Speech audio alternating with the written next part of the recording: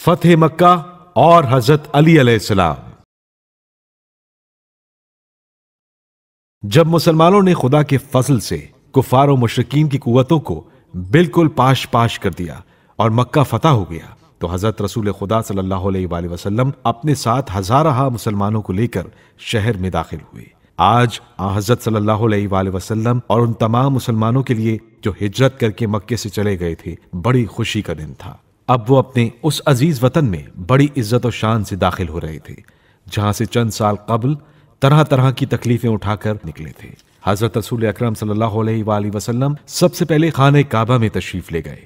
وہاں دیکھا تو اس کے اندر 360 بت رکھے ہیں۔ خانہ کعبہ کو اس حال میں دیکھ کر آپ صلی اللہ علیہ وآلہ وسلم کو سخت ملال ہوا کہ جو گھر خدا کی عبادت کے لیے بنایا گیا تھا وہاں ان جھوٹے خداؤں کا عمل دخل ہے۔ آپ صلی اللہ علیہ وآلہ وسلم اور حضرت علی علیہ السلام نے عصا کی نوک سے ان تمام بتوں کو گرا دیا جو جا بجا طاقوں میں رکھے اور دیواروں پر لگے ہوئے تھے۔ جب کوئی بت گرتا تھا تو آپ صلی اللہ علیہ وآلہ وسلم یہ آیت پڑھتے تھے، وَقُلْ جَاءَ الْحَقُّ وَزَهَقَ الْبَاطِلُ إِنَّ الْبَاطِلَ كَانَ زَهُوقًا، اور کہہ دیجئے کہ حق آ گیا اور باطل فنا ہو گیا، کہ باطل بہرحال فنا ہونے والا ہے۔ خانہ کعبہ کے اندر چند بت اس قدر بلندی پر تھے کہ وہاں تک ہاتھ نہیں پہنچ سکتا تھا، تو آپ صلی اللہ علیہ وآلہ وسلم نے حضرت علی علیہ السلام سے فرمایا، تم میرے کاندھے پر سوار ہو کر ان کو بھی گرا دو۔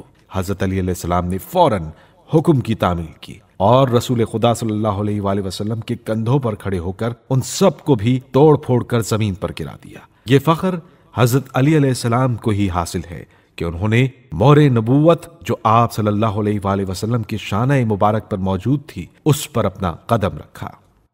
غزوہ حنین اور حضرت علی علیہ السلام۔